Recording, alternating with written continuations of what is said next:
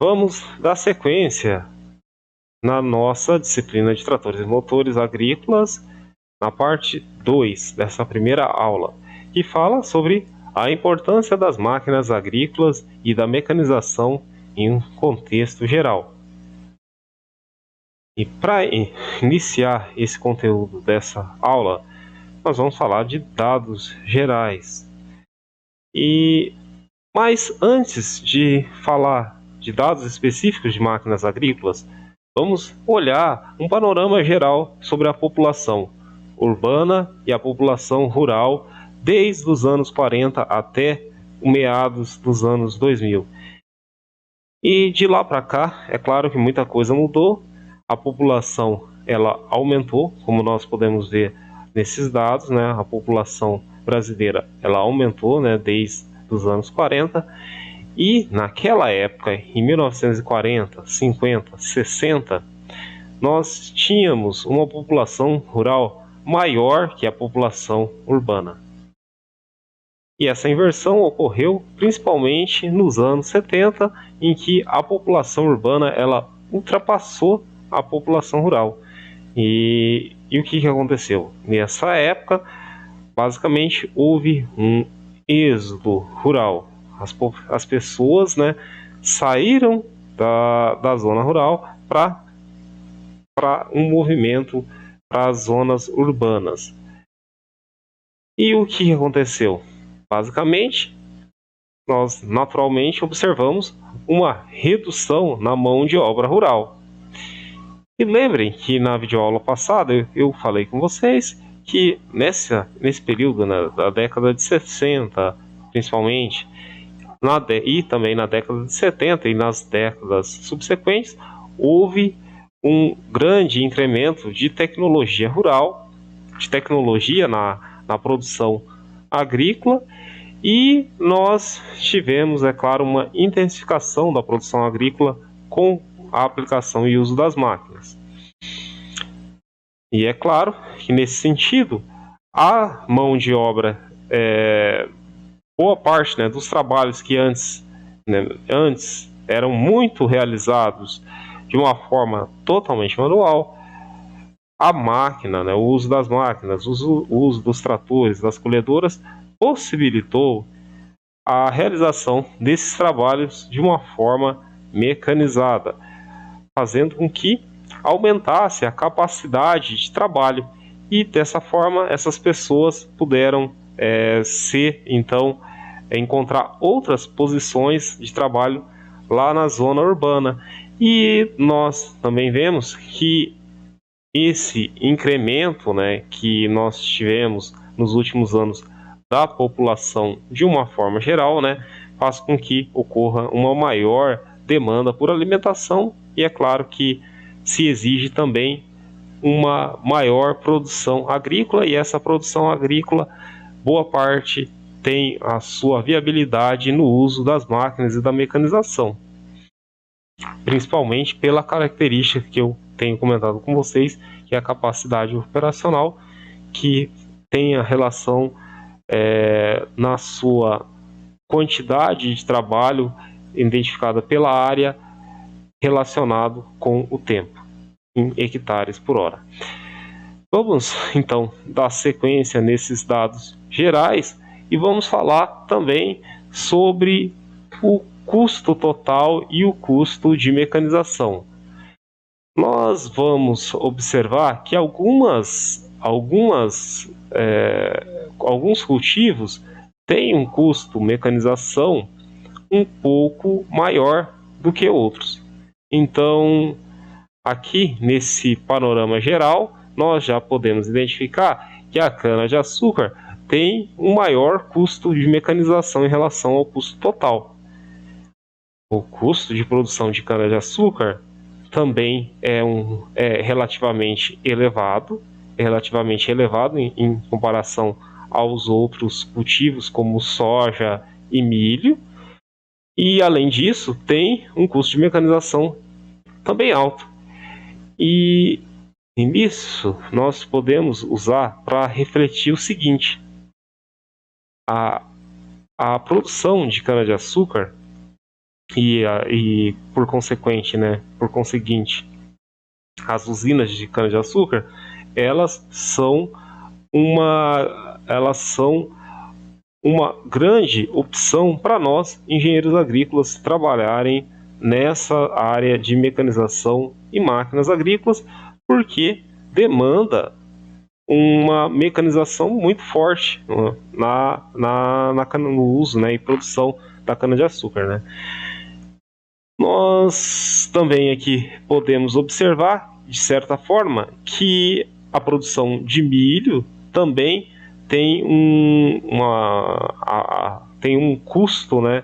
Tem um custo de mecanização bastante elevado, em torno aqui de 15%, e também o custo, né, de soja, da produção de soja, o custo de mecanização em relação ao custo total também é bastante elevado, só que o valor total é menor do que aqui em relação à cana de açúcar, que o custo de mecanização de cana de açúcar nesse ano de 2014 girou aqui em torno de R$ 1.210 por hectare. Mas vejam que, em geral, né, para a produção de qualquer um dos cultivos agrícolas em grande escala, né, nós vamos aplicar e utilizar a mecanização. E o custo total, e o custo da mecanização em relação ao custo total não é tão elevado, mas é importante e é fundamental. Mas o que compõe, né, esses custos totais, né, que nós vimos? Então aqui vamos observar um exemplo dos componentes de custo para o caso da cana-de-açúcar, que, como nós vimos, é um dos cultivos agrícolas que mais demandam mecanização e que também tem um maior custo operacional. E quais que são esses custos? Quais que são os componentes desses custos, no caso da cana-de-açúcar? Quando nós fatiamos um bolo, aqui nós vamos observar que 46,7% é um componente de custo fixo. E o que é este custo fixo? É o custo, por exemplo, da máquina, é o custo da depreciação, é o custo do seguro. Esses são custos fixos. É o custo com o salário do operador. Então, são custos fixos. Agora, um custo variável é o consumo de combustível, por exemplo. E nesse caso, o custo de combustível representa aproximadamente aí 28% em relação ao custo global. Óleo lubrificante também é importante.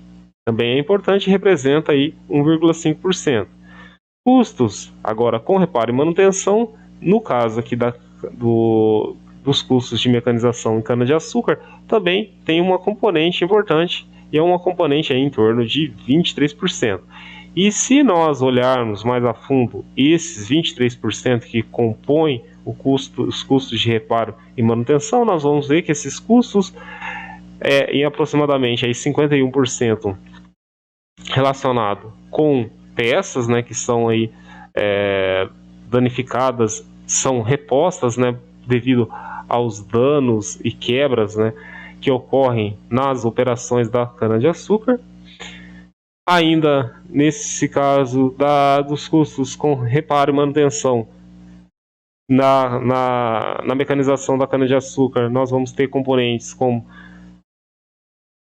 pneus em torno aí de 9,5%, e também custos com terceiros, nesse caso uma ordem de 16,9%, e custos aqui com mão de obra em torno de 22%. Então, vemos também que é necessário, né, nesse caso da mecanização agrícola, ter essa componente de custos bem dimensionada, já que é um componente do custo total, o custo com mecanização, já que a mecanização é utilizada aí para a viabilização da produção agrícola. Vamos falar também nessa parte sobre os dados, né, dados gerais sobre as máquinas, a mecanização, e vamos falar também sobre um pouco da história das máquinas. Basicamente, aí, antes, né, do século XIX, boa parte da produção agrícola era conduzido de uma forma manual ou utilizando animais. Mas após o século XIX, ou durante aí o século XIX, foi introduzido, né, na agricultura as máquinas a vapor. Da mesma forma que ocorreu um movimento na indústria com o uso e aplicação das máquinas a vapor para se fazer a produção industrial, esse conceito das máquinas também foi aplicado para a produção agrícola aí durante o século XIX. E pós século XIX, nós temos aí a aplicação dos motores de combustão interna, principalmente no século XX. Então, nós vamos ver agora, a partir desse momento, algumas imagens, né, que melhor identificam esse período histórico. Mas antes de tudo isso, vamos começar a falar, né, do homem pré-histórico que trouxe, né, que começou a sua produção agrícola, né, desde 10 mil anos, né, antes de Cristo. Então, a agricultura que começou basicamente no Vale Fértil, nas regiões da Mesopotâmia, há 13 mil anos atrás, né, os registros mais antigos da agricultura, começando nas latrinas, né, desses homens pré-históricos, e depois essa agricultura teve uma evolução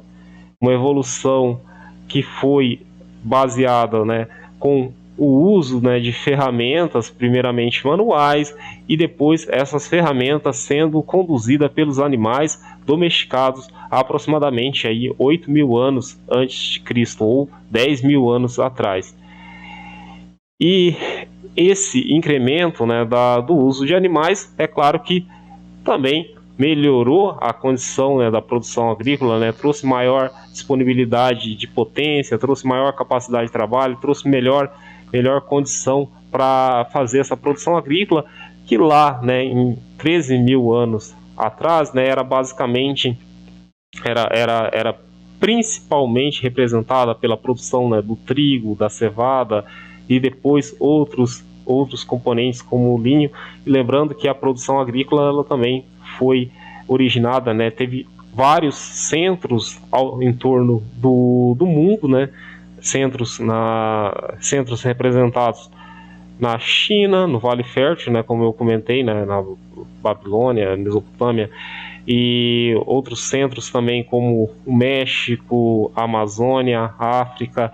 Mas os primeiros registros estão lá há 13 mil anos atrás, nessa região do Vale Fértil.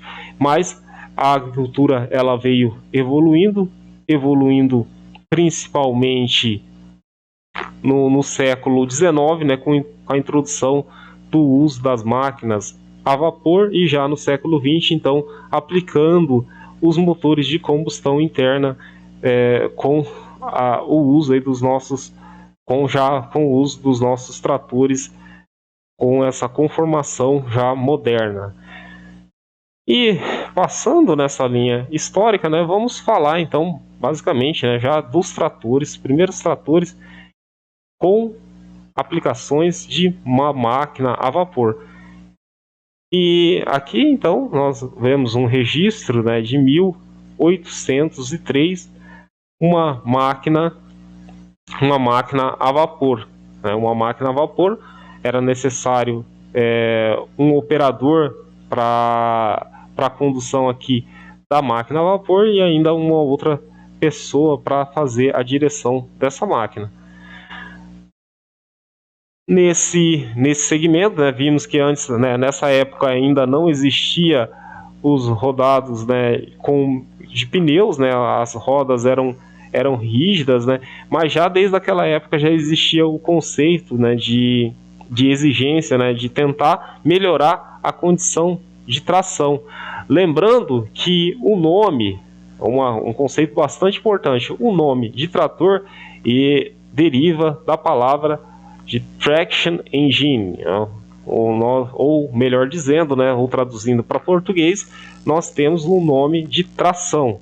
Então, o nome trator o título trator deriva-se de uma palavra baseada em tração, ou traction engine, aqui já destacada aqui nessa linha abaixo, e já desde aquela época, no século XIX, já se fazia-se o princípio de se tentar melhorar a tração. O que é isso, né? Tentar melhorar o contato desse rodado com o solo, essa interação entre o rodado com o solo.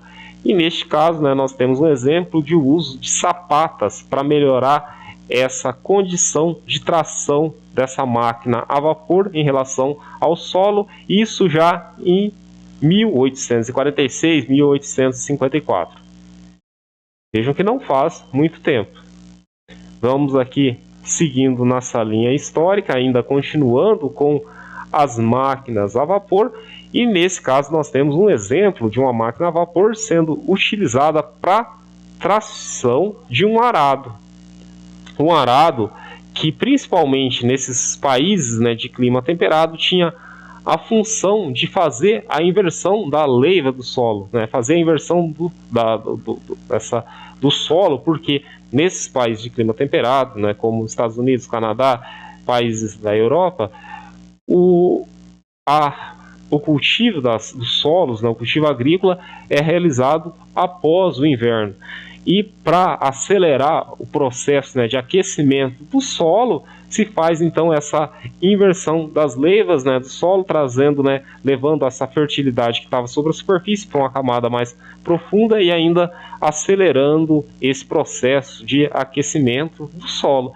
Então, nós temos aí um exemplo, né, do primeiro arado a vapor bem sucedido fabricado nos Estados Unidos, nessa data aí de 1858. Aqui nós não temos a imagem, eu não trouxe a imagem, mas também nessa época, na década aí de 1840, 1850, também um fato bastante importante é a introdução do arado de Aivecas, né, fabricado pelo John Deere, né, que também foi uma revolução bastante grande, aquele arado que tinha uma facilidade de menor aderência do solo em relação ao arado.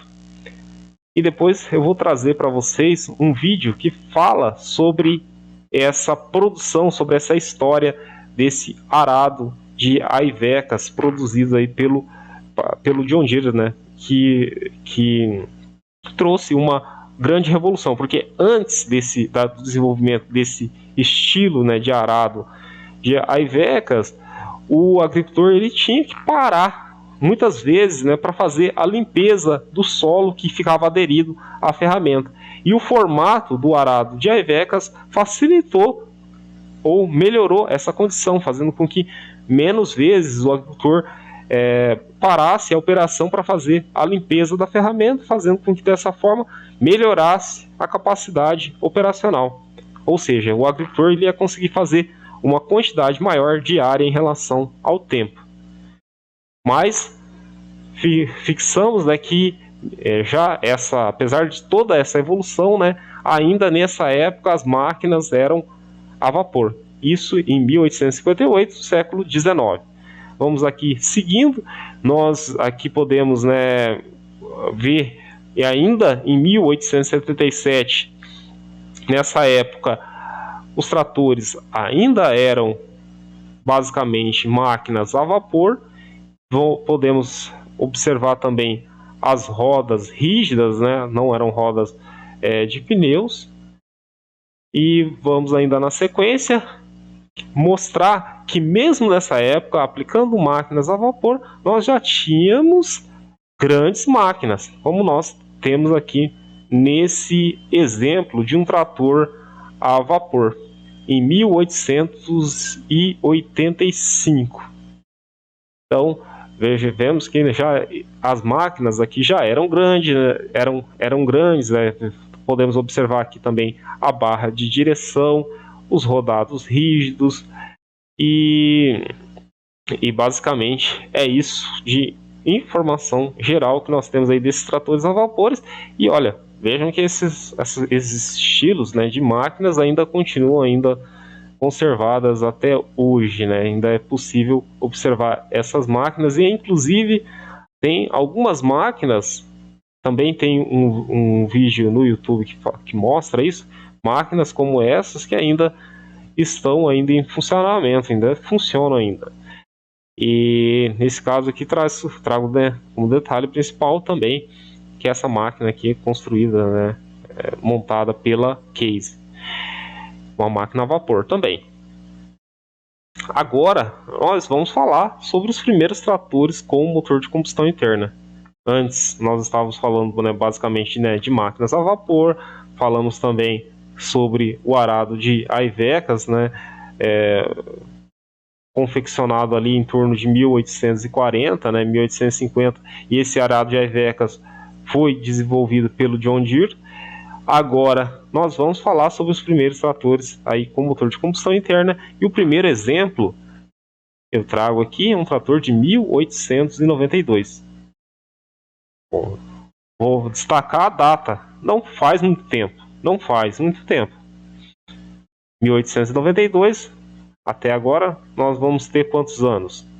128 anos. Não é muito tempo, não faz muito tempo. E lá naquela época, em 1892, nós conseguimos observar aqui o emprego, né, de engrenagens, né, de dentes cilíndricos retos, vemos rodas rígidas.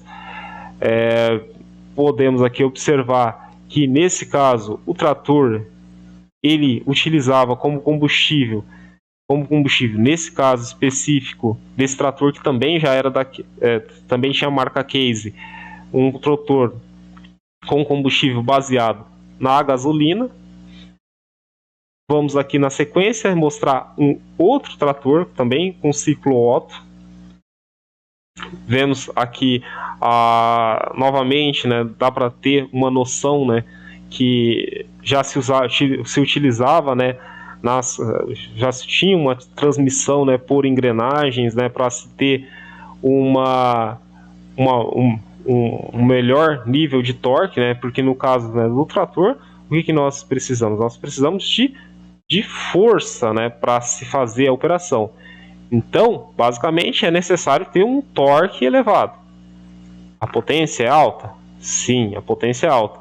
Mas nós precisamos, para o trator, um alto nível de torque. Para isso, o que nós fazemos? Nós necessitamos de reduzir a velocidade para aumentar o torque. E isso pode ser feito através de transmissões por engrenagens, e já nessa época nós podemos observar aqui a aplicação desse princípio para aumentar o torque, para se ter um maior nível de torque aí disponível nos rodados, para se fazer as operações.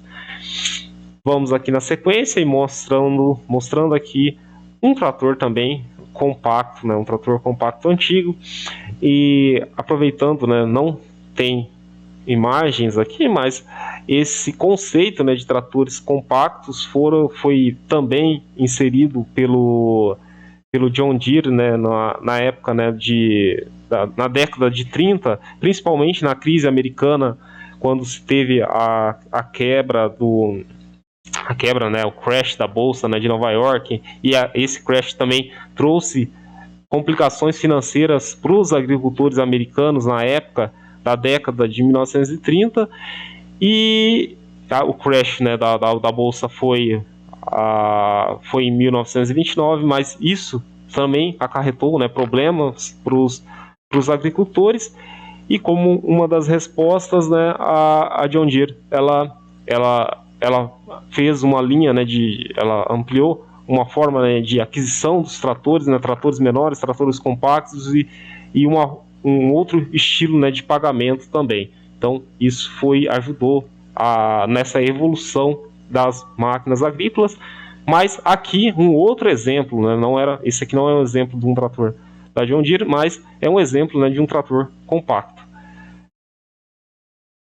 Mas ainda mostrando, né, nós ainda mostrando exemplos, né, de tratores aqui com rodas rígidas. Mais um exemplo, né, de um trator de alta potência, né, um trator antigo, né.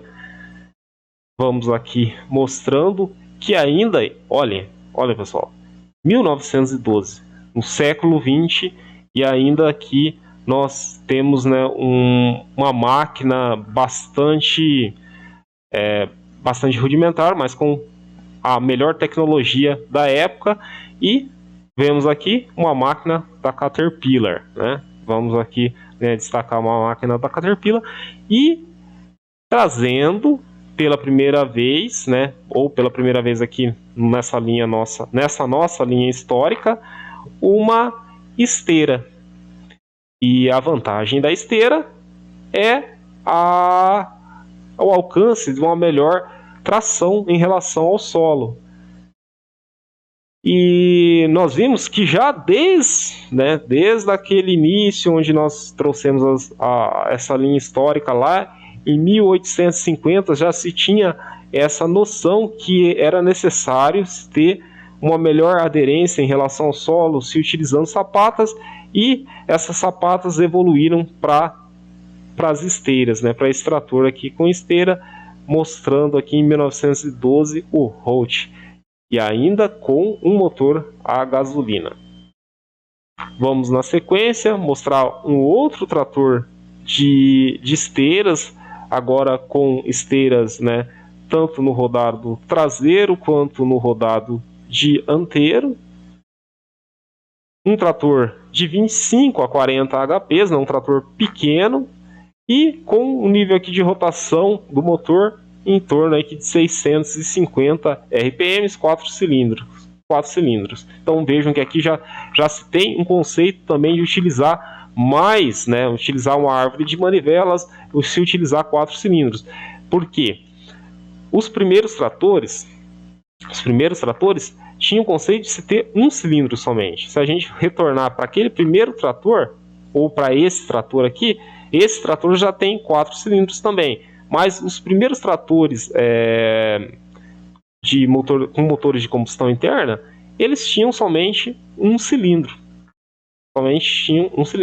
E aqui, já nesse caso dessa evolução, já em 1914, nós já conseguimos observar tratores aí com 4 cilindros. Vamos seguindo na sequência com outros exemplos aqui, novamente se tentando, né, aumentar o nível, né, de tração. Um trator muito grande, né, nós podemos observar que é um trator bastante grande aqui, utilizando, né, essa referência aqui dessas pessoas, né, que estão próximas ao trator. E depois, né, nós vemos aqui que esse conceito ele evoluiu bastante. Hoje nós temos, né, os tratores aí com rodado duplo e em até alguns casos rodado triplo. Mas naquela época não se tinha essa tecnologia, e a ideia era o quê? Aumentar a largura, né, do rodado. E ainda mostrando que o rodado ainda não era com rodas pneumáticas, né? Não era rodas pneumáticas. Novamente, aqui um outro trator com sapatas, né? Um outro trator com sapatas em 1916. Não faz muito tempo. Faz quantos anos? 104 anos que isso era empregado. Vejam como que a tecnologia evoluiu. A tecnologia evoluiu muito rápido. E essa evolução foi muito rápida a partir de quando? A partir, principalmente, né, como eu mostrei para vocês, a partir de 1960, com a Revolução Verde. Mas, para se ter essa Revolução Verde, nós estamos aqui trazendo a base de toda essa evolução. A base de toda essa evolução, né, aconteceu basicamente lá com os tratores a vapor. Depois nós tivemos os tratores com motor de combustão interna, rodados, esteiras para melhorar o desempenho de tração em relação ao solo. Também nós lembramos, né, que a palavra tractor deriva da palavra traction engine, né, que é a busca, né, por tração em relação ao solo. Vamos aqui então chegando na nossa configuração próxima e mais próxima da realidade, né, nossa atualidade. Então isso aqui são já tratores, né, com rodas pneumáticas, né, tratores com uma configuração que nós temos atualmente, e essa configuração aqui nós temos a partir principalmente aí dos anos 50. E é sobre esses estilos de tratores 4x2, tratores 4x2 TDA, tratores 4x4, esses tratores que nós vamos falar no próximo vídeo. No próximo vídeo, que vai ser a parte 3 dessa primeira aula. Mas antes de finalizar esse conteúdo dessa segunda parte, nós ainda deixamos aqui o atualidade e futuro. Isso aqui são imagens reais, são tratores que estão sendo desenvolvidos, né? São tratores autônomos. Então vejam que é bem possível que no futuro próximo nós vamos aqui caminhar pelos nossos campos agrícolas e nós vamos encontrar esse estilo de trabalho sendo realizado por tratores autônomos. Por quê? Porque isso já é uma realidade. Mas isso tudo vai ser assunto para parte 3 do nosso vídeo. Até mais e obrigado.